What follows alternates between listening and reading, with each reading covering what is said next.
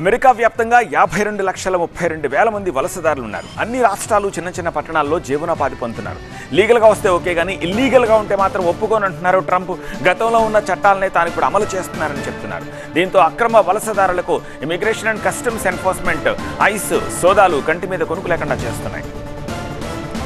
అయితే డెమోక్రాట్లు అధికంగా ఉండే రాష్ట్రాల్లోనే ఈ అరెస్టులు ఎక్కువగా ఉన్నాయంటున్నారు. సరైన పత్రాలతో జీవనోపాధి పొందుతూ ఉన్నా సరే అక్రమ వలసదారుల ముద్ర వేసి పంపించేస్తారనే విమర్శలున్నాయి. దీంతో అమెరికాలో స్టేట్ వర్సెస్ సెంట్రల్ అన్నట్టుగా మారిపోయింది సిచ్యువేషన్. ట్రంప్ నిర్ణయాన్ని 22 రాష్ట్రాల గవర్నర్లు వ్యతిరేకించారు. మరోవైపు రిపబ్లికన్లకు సపోర్ట్ చేసే రాష్ట్రాల గవర్నర్లు మాత్రం ట్రంప్ నిర్ణయాన్ని తూచా తప్పకుండా అమలు చేస్తామంటున్నారు.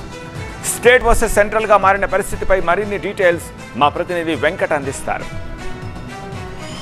ప్రెసిడెంట్ ట్రంప్ తన క్యాంపెయిన్ ప్రామిస్గా ఇమిగ్రేషన్ సిస్టమ్ని క్లీనప్ చేస్తానన్నది ఒక ఎత్తు, నంబర్ 1. అయితే రెండోది, ఏవైతే ఆయన ప్రామిస్ చేశారో క్యాంపెయిన్లో, ఆ క్యాంపెయిన్లో ఉన్న ప్రామిసెస్ని ఆయన ఫుల్ఫిల్ చేస్తున్నారా అని ఆయన వాదన. నన్ను మీరు గెలిపించారు కాబట్టి నేను ప్రామిస్ చేసిన ఏదైతే ఇమిగ్రేషన్ పాలసీస్ ఉన్నాయో అవి ఇంప్లిమెంట్ చేస్తున్నానని ఆయన క్లీనప్ చేస్తున్నాను అన్నారు. అయితే అసలు ఇమిగ్రేషన్ పాలసీస్ ఇదివరకు లేవా అంటే ఎస్ ఉన్నాయి. ఎందుకంటే మనం చూస్తే ఎప్పటి నుంచో కాన్స్టిట్యూషన్లో పొందుపరుచున్నాయి, కానీ ఏ రకంగా ఇంప్లిమెంట్ చేస్తున్నారు అనేది ఇక్కడ మనం చర్చించాల్సిన విషయం. అయితే టిపికల్గా డెమోక్రాట్స్ ఏంటంటే లిబరల్గా వ్యవహరిస్తారు కాబట్టి కొన్ని శాంక్చురీ స్టేట్స్ ఉన్నాయి. ఏంటంటే శాంక్చురీ స్టేట్స్ అంటే కాలిఫోర్నియా ఒకటి, న్యూయార్క్ ఒకటి, అలానే ఒరెగన్ ఒకటి, ఇలాంటి స్టేట్స్ ఏవైతే ఉన్నాయో శాంక్చురీ స్టేట్స్ కింద పరిగణిస్తారు.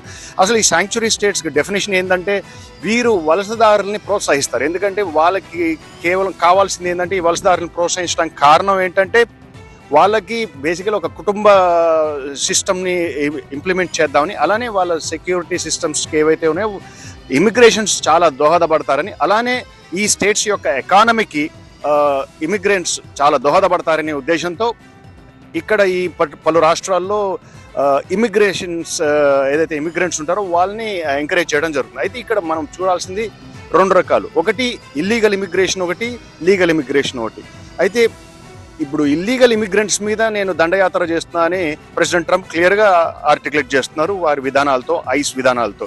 అయితే ఇక్కడ ఇల్లీగల్ ఇమిగ్రెంట్స్కి ఎవరైతే ఐస్ వాళ్ళు వ్యవహరించే తీరుని నిరసనిస్తున్నట్టు తెలుస్తుంది మనకి.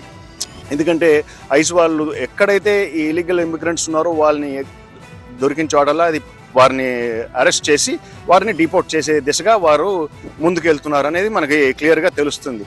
అయితే ఆ చేసే పద్ధతి ఏదైతే ఉందో కఠినంగా ఇంప్లిమెంట్ చేస్తున్నారనేది ఇక్కడ విశేషం. అయితే ఇప్పుడు ఎవరైతే నిరసనలు చేస్తున్నారో ఇందులో 2 కోణాలు ఉన్నాయి. ఒకటి ఏంటంటే ఈ యొక్క నిరసనల్ని ఈ ఇలీగల్ ఇమిగ్రెంట్స్ సిస్టమ్ని బేసికల్ ఏదైతే ఉందో ఎంకరేజ్ చేయడానికి కొన్ని కంపెనీస్ కానీ కొన్ని బిజినెస్ పీపుల్ కానీ కొంతమంది డబ్బులు పెట్టి ఒక్కొక్కరికి $50, $100 పర్ అవర్ ఇచ్చి వారిని రోడ్ల మీద దించుతున్నారు అనేది రిపబ్లికన్స్ యొక్క వాదన. అయితే ఇక్కడ డెమోక్రాట్స్ వాదన ఏంటంటే లేదు, వాళ్ళు స్వచ్ఛందంగా వస్తున్నారు, వాళ్ళు స్వచ్ఛందంగా ఈ యొక్క నిరసనలు తెలుపుతున్నారు అనేది డెమోక్రాట్స్ వాదన. అయితే ఈ యొక్క హోరాహోరీ డిస్కషన్స్లో మనం తెలుస్తుంది ఏంటంటే ఈ డెమోక్రాట్ స్టేట్స్ ఏవైతే ఉన్నాయో లేకపోతే శాంక్చురీ స్టేట్స్లో యాక్చువల్లీ ఈ యొక్క నిరసనలు ఇంకా పెద్ద ఎత్తున జరుగుతున్నాయి. రిపబ్లికన్ స్టేట్స్లో కొంత మాదిరిగా జరుగుతున్నాయి, కానీ అక్కడ గవర్నర్స్ డెఫినెట్లీ వాళ్ళు ట్రంప్ విధానాలని ప్రోత్సహిస్తూ వారి పాలసీస్ని ఇంప్లిమెంట్ చేస్తామని వాళ్ళు క్లియర్గా చెప్తున్నారు. అయితే ఇది ఒక కోణం. ఇప్పుడు ప్రస్తుతం ఏంటంటే పలు రాష్ట్రాల్లో ఈ జరిగే నిరసనలకి అగేన్స్ట్గా ట్రంప్ విధానము ట్రూప్స్ని దించడం జరిగింది. అది మనకు అందరికీ తెలిసిన విషయం. దాదాపు వేలాది మంది ట్రూప్స్ ఎవరైతే బార్డర్లో ఉండాల్సిన ట్రూప్స్ ఉన్నారో వాళ్ళందరినీ పెద్ద పెద్ద సిటీస్లో దించుతున్నారు. మనం లాస్ ఏంజలస్లో ఒక 2,500 మంది ట్రూప్స్ని చూసాము, అలానే ఇప్పుడు న్యూయార్క్లో కొంతమందిని చూసాము. అలానే టెక్సాస్ గవర్నర్ గ్రెగ్ అబాట్ కూడా క్లియర్గా చెప్పారు ఏంటంటే ఈ విధానాలు ఏవైతే ఉన్నాయో మేము పక్కాగా ఇంప్లిమెంట్ చేస్తాం. ఇదివరకు ఉన్న విధానాలే ఇమిగ్రేషన్ సిస్టమ్ అనేది లేకపోతే ఇమిగ్రేషన్ పాలసీస్ ఎవరైనా తప్పుగా ప్రవర్తిస్తే మాత్రం వారిని కఠినంగా శిక్షిస్తా అనేది వారు క్లియర్గా టెక్సాస్ గవర్నర్ చెప్పడం జరిగింది. అయితే ఈ రిపబ్లికన్ స్టేట్స్లో మాత్రం ట్రంప్ విధానాలని ఇంప్లిమెంట్ చేసే దిశగా వెళ్తున్నారు.